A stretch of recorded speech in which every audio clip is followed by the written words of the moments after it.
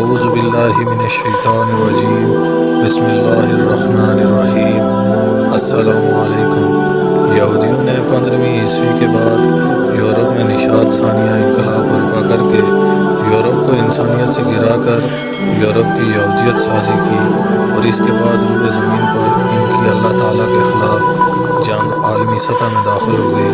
فتنہ دجال کا براہ راست تعلق سمندر سے ہے، اور یہودیوں نے پوری دنیا پر غلبے کے لیے سمندری راستوں کا استعمال کیا۔ سب سے پہلے واسکو ڈے گاما نے افریقہ کا چکر کاٹ کر بر صغیر تک یورپ سے پہنچنے کا نیا راستہ دریافت کیا۔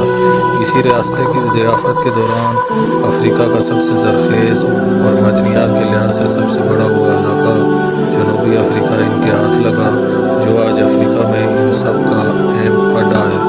اسپین سے ایک بری مہم جو نائٹ ٹیمپلرز کرسٹوفر کولمبس نکلا، اس نے سمندری سفر کے دوران دو نئے بر اعظم شمالی امریکہ اور جنوبی امریکہ کو دریافت کیا۔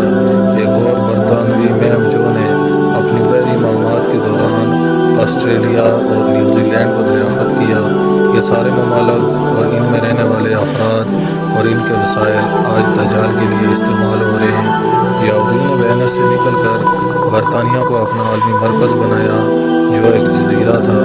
جب تک برطانیہ یہودیوں کا عالمی مرکز رہا، برطانیہ کی پوری دنیا کے سمندروں پر حکومت رہی، اور جب امریکہ برطانیہ کی جگہ یہودیوں کا عالمی مرکز بنا تو امریکہ پوری دنیا کی سب سے بڑی بحری قوت بن گیا۔ آج بھی پوری دنیا کے سمندروں میں امریکہ کے طیارے بردار بحری جہاز دندناتے پھرتے ہیں۔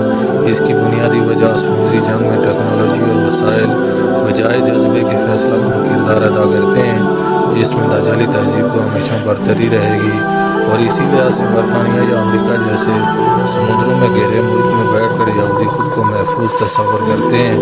اللہ تعالیٰ سے دعا ہے کہ اللہ تمام امت مسلمہ کو اپنے حفظ و امان میں رکھے اور فتنہ دجال سے محفوظ رکھ کر لشکر امام مہدی کا حصہ بنائے۔ آمین ثم آمین۔ السلام علیکم ورحمۃ اللہ وبرکاتہ۔